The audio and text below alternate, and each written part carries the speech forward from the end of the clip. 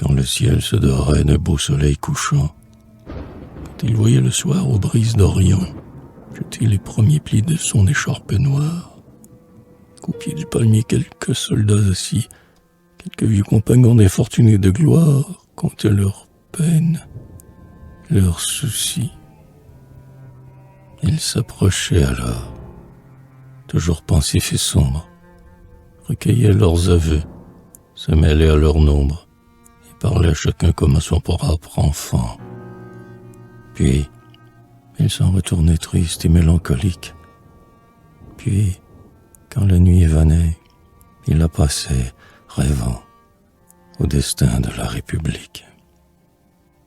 Son cœur palpitait, et son front incliné, dans ses deux mains tombaient de rides couronnées. Oh, que d'illusions dans son âme bercée.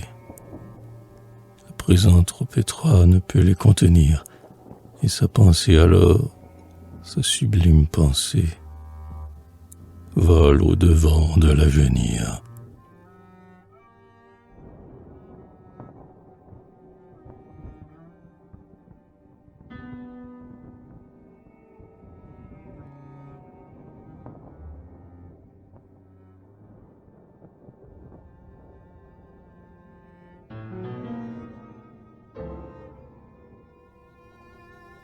Ainsi, lorsqu'au doux bruit des voiles, aspirant le parfum des mers, le nautonnier voit les étoiles briller et flotter dans les airs, il rêve une lointaine plage que ses yeux ne verront jamais.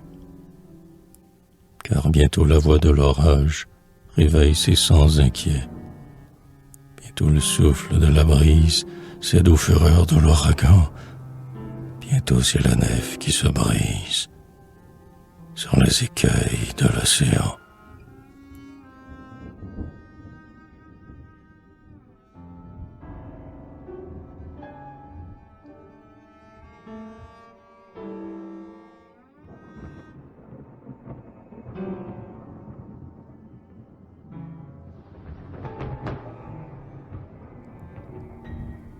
C'est le mal qui triomphe et le bien qui s'exile. C'est l'immense volcan de la guerre civile, éclairant notre nuit de son funèbre éclair. Avides de son sang qu'ils ne peuvent répandre, ce sont des insensés qui voudraient que sa cendre fût jetée aux brises de l'air. Hélas, en vain sa fille, ange du ciel venu, montrait à ses regards son enfance ingénue. Comme un astre pâli se plonge à l'horizon, il abîma son cœur en des flots d'amertume. Et lorsqu'après sa mort on écarta l'écume, on vit le désespoir au fond.